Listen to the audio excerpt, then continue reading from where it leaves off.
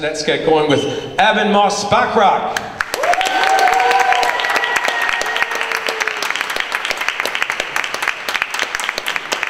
Ebon, there you are. Good to see you. Next up, Quinn. The wonderful Vanessa Kirby. And last but not least, Pedro Pascal.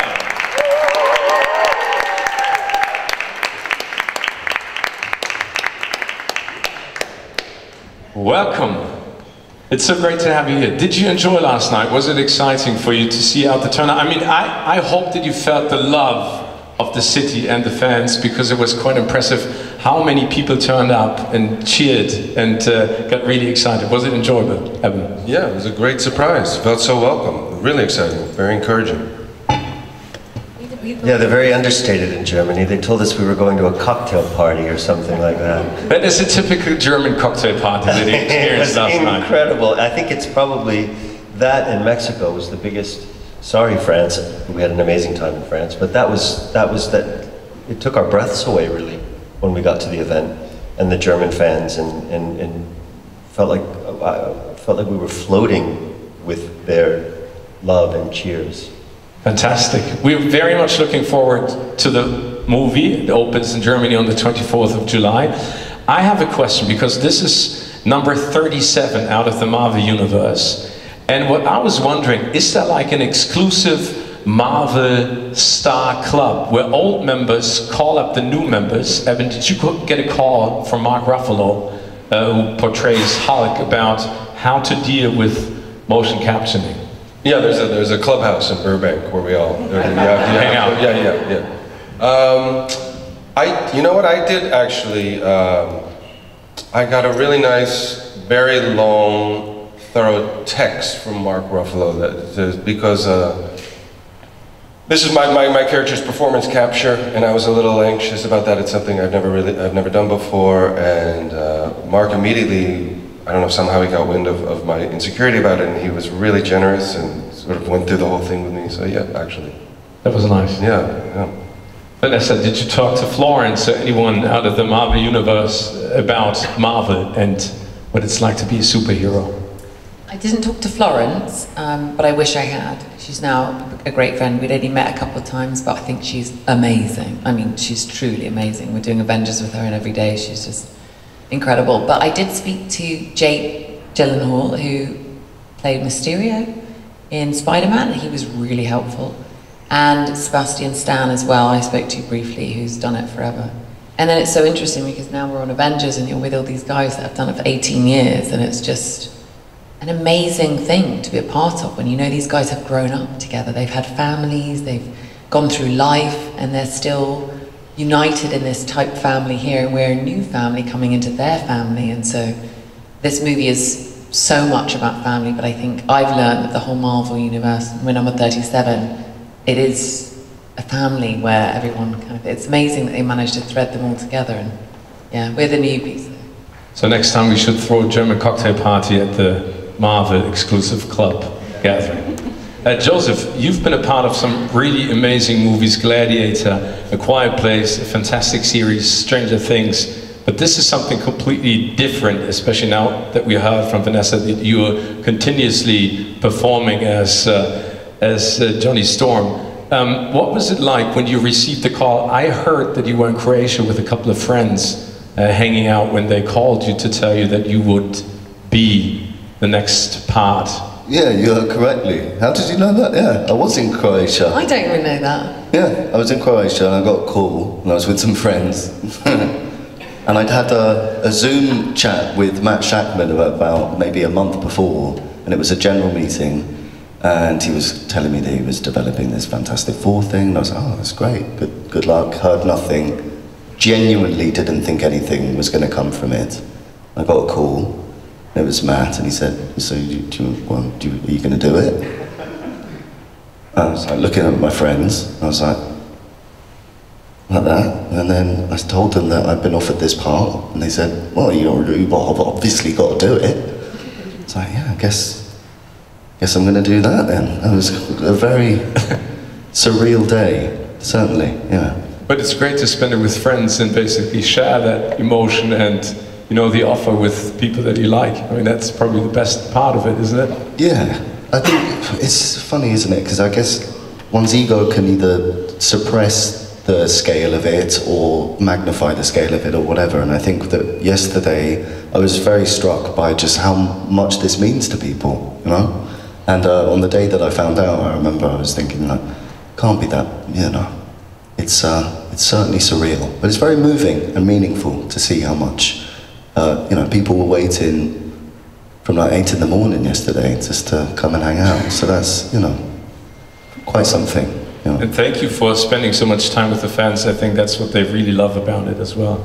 Pedro, I read this really interesting story that in order to sort of capture the movements of elastic limbs, that you studied an octopus and the movement, or is that like a true or false story or a rumor that is not true?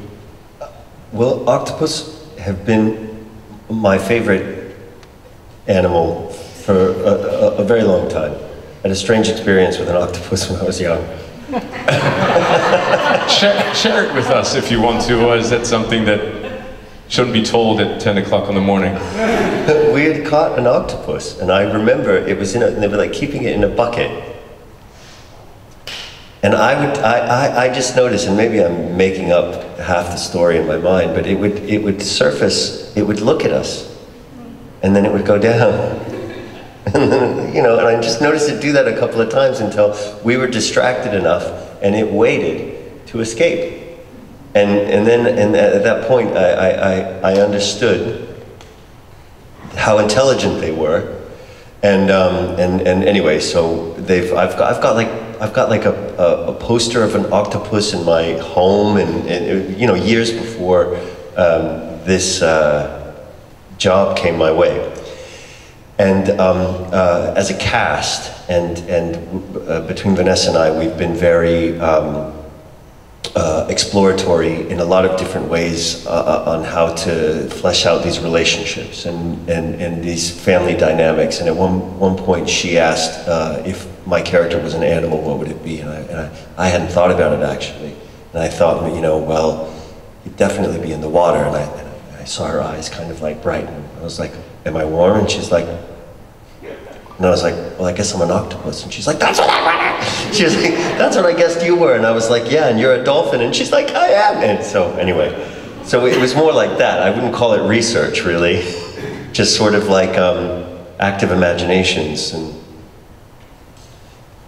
Vanessa? Yeah, it's more like, because I know it sounds weird, it sounds a bit, it's more like the energy or the essence of the characters is helpful. It's a helpful tool to imagine. What are the qualities of that, you know, and I don't know, Sue as a dolphin was a helpful idea because they are really warm, they're affectionate, they're really friendly, they're very front-footed, they're confident, they lead, they're great mothers, and they can be really brutal if they attack you, which is uncommonly known. And they're sensual, and there was something about that which helped me. You know, if you're ever stuck in a scene, it sounds a silly acting thing, but it does ground you sometimes when you're like, okay, just get out of my own mind and just be in the animal of what the person is like. And it was really fun. That was a fun animal to embody. One of the most important things about a superhero movie most of the time are the suits. I mean, that's what the fans are waiting for. What was it like, Joseph, Vanessa, and Pedro, to see each other in that suit for the first time? What did you think? What was it like, Joe? Well, there's nowhere to hide in those things. So I think there was a collective, it was quite revealing and vulnerable for us all to kind of bear, this is what I'm working with. And it was exciting. I think, as you said, the suits, when superheroes put on their suit, it's a pivotal moment, and I think the fact that there's all four of us in this thing, the fact that we all are this one kind of entity, this one unit, and for all of us to be wearing the suits that day, that first day that we saw it, it was, I remember being excited, and then also quite galvanized and encouraged. and determined to do more sit-ups, I think.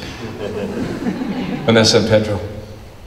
The first suit we saw each other wear was the astronaut costume, and they'd made it very true to the Apollo 11, you know, with the 60s style and stuff, and it was the first day and we were shooting when the Fantastic Four go up to space for the first time before they're changed, so they're just fully human. And it was really moving because it was so, it wasn't fantastical in any way, it was very, very real. And we were in this spacesuit and we'd studied how astronauts get ready and the process they go through. They even have a ritual where they play cards. So we had to play cards, we had a last meal, and then we suited up, and it was just really special, and everyone looked so amazing, and it grounded it in something that's not just, you know, about superpowers. It felt like these were 4 humans that were real, you know, and they had all this hope and optimism and then stuff, and then we knew the before and after, that is who they were before, and then we had to play the after, and it was really useful, and everyone looked really good. And it was also very historically accurate, like our suits were like perfect replicas. We had these oxygen tanks that the astronauts had to have. They were even shooting this scene in 16mm and 8mm cameras from the 60s. So it was, yeah, it was very, it placed us in the time, I think, in a really smart way. I think it was wise to start there.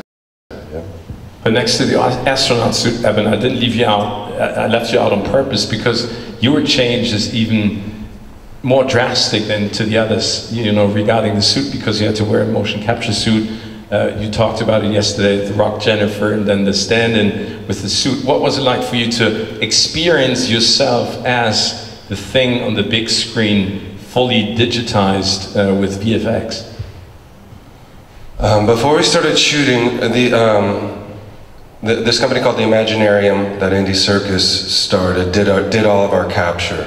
This really great team, and they have this thing called the magic mirror, where they have cameras around and monitors, and so in real time I can see a crude rendering of what the thing looks like, and I was allowed to sort of explore and play in there and see how it moves, and they would set up stairs and door frames, and I could interact with things. And this is before we shot it all, and then these guys joined me, right? You guys came into the magic mirror, they could see and interact and see what he looked like a bit. But yeah, then, you know, months and months later, I would start to see little scenes, just little bits of what my guy was looking like. Yeah, it was hard, truthfully, just because you don't know exactly how it's going. So I was flying blind a little bit for a while. It looks awesome.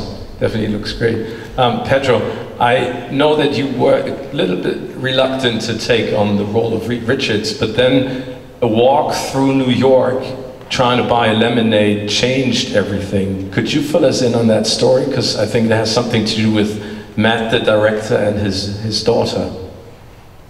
You've done your research. I have to argue. I was never reluctant to play the role. Quite the opposite. I was quite jealous of everyone that was in it. And Joseph and I were on Gladiator together, and he told me that he was going to be doing Fantastic Four. And we had a nice like long walk together, and we talked about it. And I was doing my best to be very encouraging and supportive while biting down my own envy. And then, so when it did come around, it had a special kind of sparkle of magic to it, because I knew that Matt Shakman was doing it. And Matt Shakman is somebody that I've known for 26 years. We had the same talent manager together when we started. He was a child actor and much too smart to stay one. So he went off to Yale to study drama, and then once we were both out of school, we had the same manager looking after our careers. We almost became roommates. He was not impressed with my apartment, so he rejected it. But we stayed in touch. We've been sort of witness to each other's careers for over 26 years. And so we had our first conversation about it, and we ended up really catching up for hours about life and his family and just the last, all the years that have gone by and everything that we've been going through and stuff like that. And so it really wasn't a meeting about, will you do this movie? It was more of a catch-up. And then, that following Sunday, I've made this into a way too long story. I'm really, really sorry, but that following Sunday, I was with my friend, and we were going for a walk and also doing a little catch-up, and I said, I think my life is going to go in a direction that I wasn't expecting it to. Because I've just had this meeting with Matt Shakman, and it's Fantastic Four, and I thought that they were, I wasn't going to, anyway, I think that this might be happening. And just as we were discussing it, this person walks by and says, get ready to buy some lemonade. And I was like, well, what does that mean? And there's a little girl who's going to sell you some lemonade, and there's no way you're going to get around it. And I was like, all right. We go around the corner, we see this little blonde girl, little 6-year-old voguing, like on the street, and then she sees us, and then she pauses, and then she runs, and she stands behind a lemonade stand. And we get there, and she's like, charmingly sells us lemonade, and then I'm like buying lemonade, and I hear, what are you doing here? And I look up, and it's Matt Shakman, and it's his daughter selling me lemonade, just like the Sunday after the meeting. And anyway, we bought the lemonade and went on, and my friend was like, I guess you're doing Fantastic Four. And I was like, you're damn right I'm doing it. That's a nice story. Thank you for sharing. Thank you so much for long story, sorry, time to go. A great story. Now we have time for questions from our fellow journalists. The lady right here in the second row, please. If we could get her microphone. Hier vorne, genau die Dame in der zweiten Reihe. Hi, I'm Anne from IGN, and since we were talking spirit animals, I'm an orca, just to let you know. And I would like to know about the set pieces, because some of you guys work with like big directors on big productions, like Ridley Scott put like ancient Rome in there. How was it with Fantastic Four? Is there a lot of CGI, or did the things we saw in the trailer really exist, like the spaceship, the living room, the kitchen? What about that? Yeah, to incredible detail, actually. From the Baxter Building, our bedrooms, our kitchen, our living room, Times Square, our spaceship, Galactus's, what is it, planet? I never really came to understanding the story. But his ship, it was his ship. And it was mostly practical effects, actually, and practical sets, and even small models that were shot, and large scale sets, yeah. We had Eben there the entire time in his fractal suit, and he would do all of his scenes with us. And thank God we had you there the whole time. I don't know what it would even have been like if you hadn't have been there. And it was all very, very anchoring, physical, practical elements that built the world around us and informed very much the world and story the world we were in and the story that we were telling.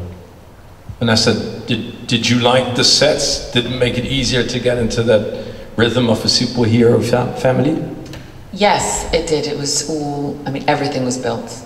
And thank God, because doing stuff on a blue screen where you have to imagine is just really hard. And I think people assume that happens a lot in these kinds of movies, but also because it was retro future, right? So it had a lot of futuristic qualities, but also very sort of heavily rooted in our known 60s. They had to be specific about the world they were creating, otherwise it would have felt like computery, you know what I mean? And it had to feel very real and ground this family in this kind of epic story. And so that was just incredibly useful. Some of the spaces were big, because like his laboratory, Reed has this laboratory and they designed it so architecturally and incredible.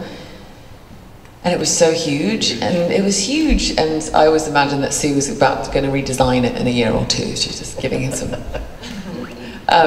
because all these spaces were so like beautifully, incredibly designed. It wasn't just... nothing was cliched, everything was...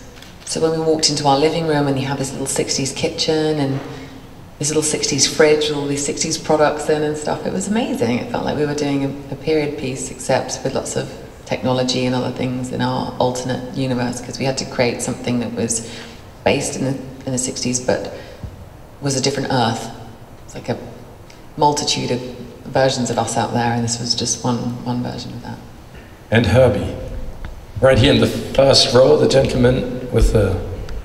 Ja, einmal durchreichen bitte. Genau, einmal ganz, und dann geht's weiter. Eine Frage. Yeah, this is Mark Arapet, publisher of culture magazine Spirit, A Smile and a Storm since the 16th living year. I really love to watch the 27 minutes fragment, especially the 1960s style captured me a lot. For me it's the best period in mankind, as I know, because content and style have a perfect combination, and yeah, everything was handmade. So my question to you, all of you, director Matt Shakman approached to shoot in a similar way to Stanley Kubrick, using specially camera lenses, practical elements, as you said, Pedro, and models and miniatures, among other things. Was this perfectionism combined with the fact that he himself was once a child actor helpful for you actors during filming, or sometimes it hinder you also? Long question, short answer. Please. Joe. Okay, let's see how short it is. No, I'm just kidding. It was, I think when you're working with a director that has a very singular vision and there's a bullseye in his mind in the target which he's determined to hit, you have to surrender to that as an actor. You come up with your ideas, you bring your interpretation of the character to the table. And Matt was very collaborative. He would listen to things, he would take stuff on. He knew when it was right to listen to his instinct and when to listen to ours. And sometimes they would be the same instinct. Sometimes they wouldn't be. I think it was what he'd done with One Division and that texture, that retro future world that he built. When you apply that to this family and this world, I think it just really made sense. And you watched him put it all together, grow with his determination grew, and it was inspiring. He knew what he wanted, definitely, and I think he knew what he wanted out of us, which is great. That wasn't that long. No, that was a great answer. Yeah. Eben, you already talked about the way that it was shot. What was your feeling about what Matt did on set, especially creating that world?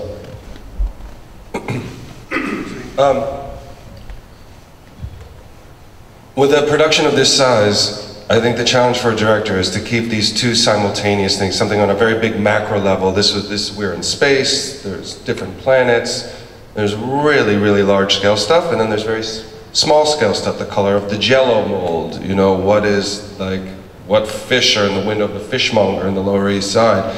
And you really do need somebody that has a strong sense of the story. The first time I read the script, it was very hard for me to contain all the images and what the story was in my head, because it is so vast and galactic in a way. And Matt really just always had his thumb on what the story was and what the world was, and it feels very authored that way. I found it very reassuring. Did it surprise you, Pedro, after knowing him for such a long time, that he paid so much attention to detail and the way that he worked? I mean, did you know from the history that the two of you have that he would be that way? I did know. Early days, he was developing theater projects. I would go out to Los Angeles for pilot season, and he would sort of anchor me to an experience of a play that was being developed within a theater community in Los Angeles, because he moved out to LA after college and kept his career going there. Became artistic director of the Geffen Theater, which is the most prominent theater in Los Angeles, and really sort of elevated the theater community that LA is not typically very known for. And then I am a major consumer of television, and so I would always see his name pop up on all of my favorite shows. It's Always Sunny in Philadelphia, Mad Men, Game of Thrones. Fargo, you know, and I would always reach out to him, and I was like, that episode was excellent. So I saw him as a director just kind of gain more and more momentum. That WandaVision made perfect sense, and it was incredible to see him in all of his talents and attention to detail lead something like that. And then of course this just seemed like the perfect next step that I knew he would would build with all of this kind of attention to detail, but also so much care, you know, a sort of like a visual, earnest, innocent warmth and love for the world that we're all meant to experience. Thank you. A question from the lady with the blue shirt in the 5th row, and then we move on to that side. Hi, I'm Teresa from Kino.de. My question is for Vanessa. You make playing Sue look so easy, but she has a lot of different roles to fill. Mother to be, a superhero, a public figure, loyal teammate, supportive wife, and caring sister. Which aspect came easy to you, and which one pushed you to your limits? Sorry. Thank you for such a nice question, and for saying that about her. I felt all those things when I went back to the comics from 1961, and it's amazing to see how the different artists had, you know, had written her over the decades, and how much she changed, and therefore we knew we were doing a 2025 version of them all, and many people have contributed to who they are, so we were just one part of it.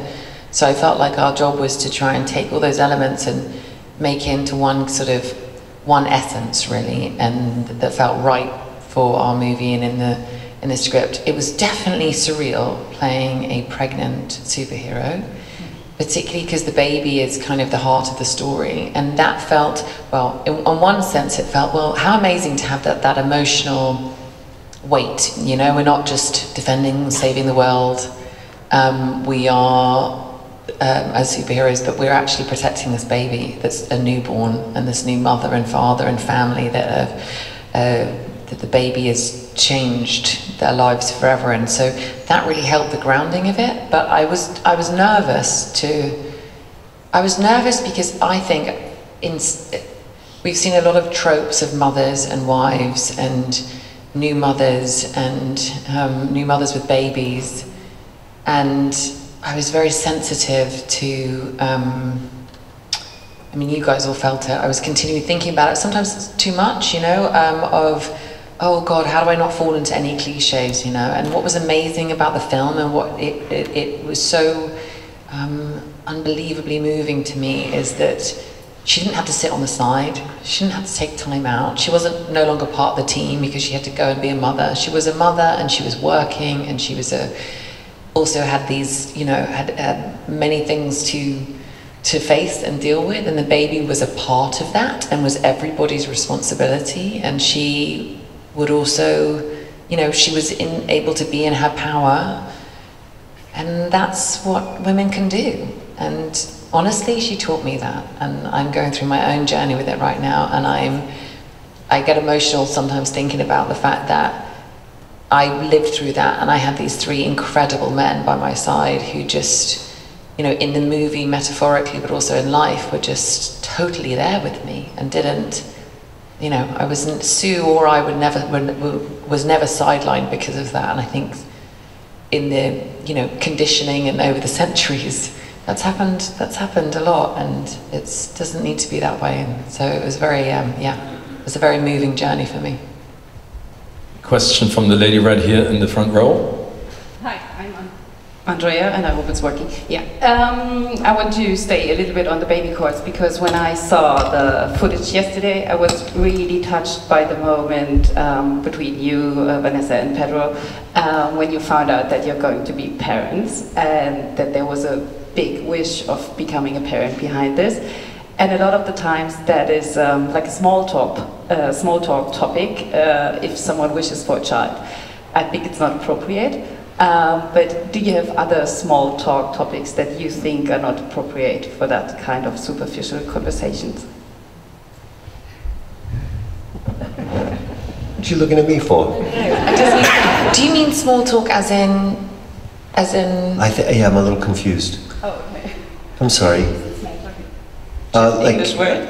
Basically what you're talking about is if someone meets you at a gathering, cocktail party like yesterday, and you start chit-chatting, what kind of topics you shouldn't touch. Yeah. Like casual conversation. Exactly.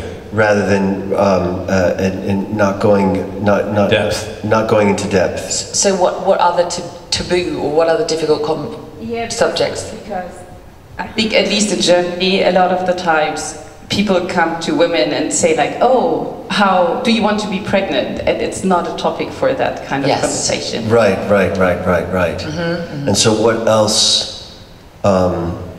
What other kind of topic? Okay, maybe because that is quite a difficult question, and I don't think it's easy to answer that in a quick, small, talkish way. Right. Maybe we take some time and think about it, because we're running out of time. Thank you so much. But let's move on, because we only have time for one last question, and I think I do have an answer. You do have an answer? Yeah. Yeah, go ahead. I mean, It sounds like you would walk up to somebody and be like, "Are you in love? Are you heartbroken?" That kind of thing, which is sort of often a yes or a no. Cool. One last question by the super villain in the fourth row on the side with the weird sunglasses. Steven, you planted everyone in my disguise. It's just like darkness. It's the mole man? It's the mole man. Even in this universe, you recognize me. Yes, hello. Yes. It's good to see you. So, Johnny Storm. Attack! So the question is, even in this world, what makes all of you fantastic? Maybe Johnny Storm says something nice about Ben Grimm. Maybe Mr. Fantastic says something nice about his wife. And maybe Miss Invisible says something nice to all the teammates. And one last question. Why is everyone talking about Galactus and not the Mole Man? Mole man, always underserved. It's so true. Get back underground. As characters or people? So as characters? As characters, actors, fantastic. One and the same. One thing that and I don't know if it'll answer your question well, but one thing that I loved defining Reed by was his relationship primarily to his family and to his partner and to his wife, and in this kind of like delicious way thinking about, to think of it in a less casual sense, a kind of deep codependency on and how contrary that is to somebody who works alone so much with a chalkboard and in his lab, but really his identity is completely linked to these people in his life, and she really is his leader, and that he can't, and it's a coexistence completely, and without her and without them, he's nothing. He'd be devoured by his own brain. Are you in love? Yeah, exactly. Joe, is there anything that you can say about Evan or the relationship of you characters in the movie? Something nice? Something nice. Yeah, of course. I think my favourite thing about Ben is his heart, his warmth. He's kind of like the hearth of the family, the fireplace, as it were.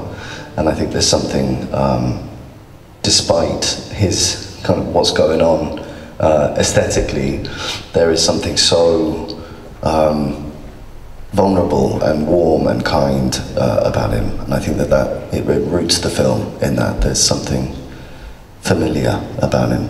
He takes family seriously. I like that about Ben. Vanessa? About who? About, let's pick Ben. Ben again? Back to you, babe. It was amazing because that relationship, Reed and Ben, they've been friends since college.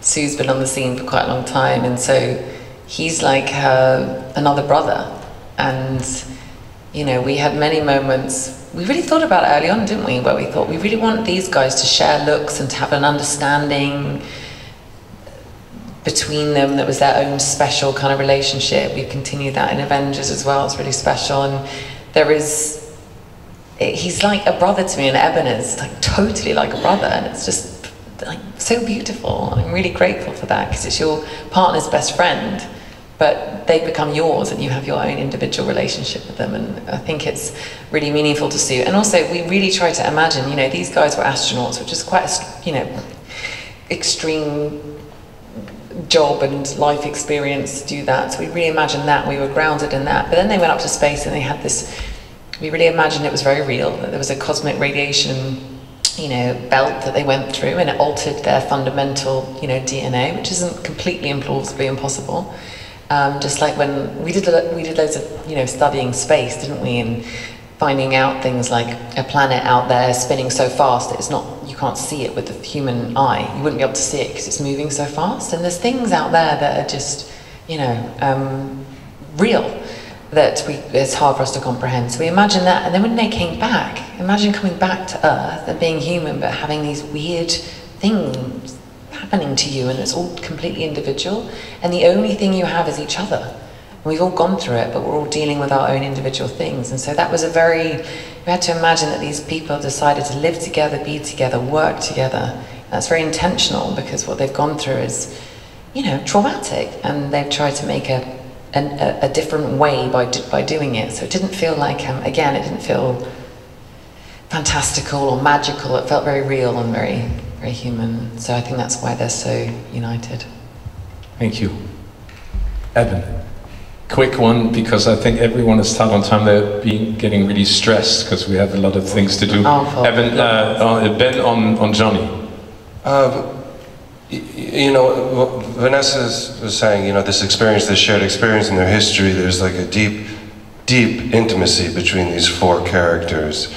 And like she said, like everyone is dealing with it in different ways. Reed sort of retreats to this world of abstraction, and Sue becomes very like a real problem solver, sort of wanting to make order out of the world and you know, help out with, like, you know, politically.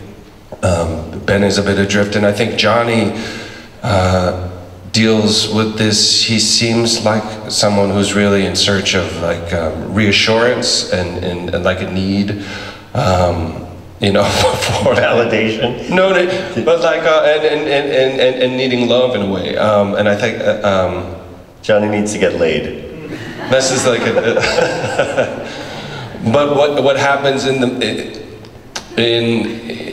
our movie, you see this, I don't want to give too much away, but there's this shift away from that need towards like a growth, like a real maturity happens, and what Joe does so beautifully is like, he portrays this man who's now graduated to a place where he's starting to need to make sense out of this world, and specifically this problem that we have in the movie. I'm trying to talk around a central plot thing, so I'll just give up now.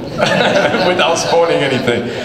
Joseph, Vanessa, Pedro, and Ebon, thank you so much. It's been fun. It's been way too short, the press conference. Thank you for coming to Berlin. All the best of luck. And please do come back to Berlin. And this is your applause. Thank you so much. Vielen Dank.